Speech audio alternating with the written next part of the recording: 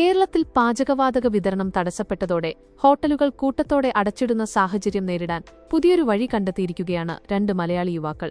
കൊച്ചിയിലെ ഹോട്ടലുകളുടെ പ്രവർത്തനനില തത്സമയം അറിയാൻ സഹായിക്കുന്ന ഗ്യാസ് അണ്ടോ എന്ന വെബ്സൈറ്റാണ് ഇവർ വികസിപ്പിച്ചത്.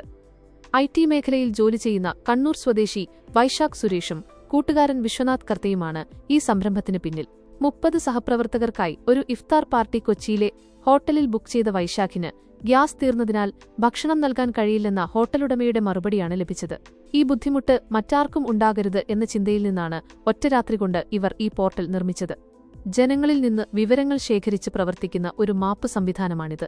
ഉപഭോക്താക്കൾക്ക് തങ്ങൾ സന്ദർശിക്കുന്ന ഹോട്ടൽ തുറന്നിട്ടുണ്ടോ, അവിടെ എല്ലാ വിഭവങ്ങളും ലഭ്യമാണോ തുടങ്ങിയ വിവരങ്ങൾ വെബ്സൈറ്റിൽ അപ്ഡേറ്റ് ചെയ്യാം. മറ്റുള്ളവർ നൽകിയ വിവരങ്ങൾ ശരിയാണോ എന്ന് അപ്വോട്ട് ചെയ്യാനും സാധിക്കും.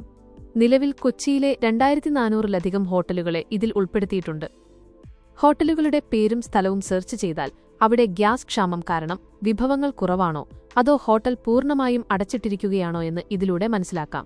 സ്വിഗ്ഗി, സൊമാറ്റോ പോലുള്ള പ്ലാറ്റ്ഫോമുകൾ ഭക്ഷണസാധനങ്ങളുടെ ലഭ്യത മാത്രം കാണിക്കുമ്പോൾ ഗ്യാസ് ക്ഷാമം ഹോട്ടലുകളെ എങ്ങനെയൊക്കെ ബാധിച്ചുവെന്ന് ഗ്യാസ് അണ്ടോ വ്യക്തമാക്കുന്നു.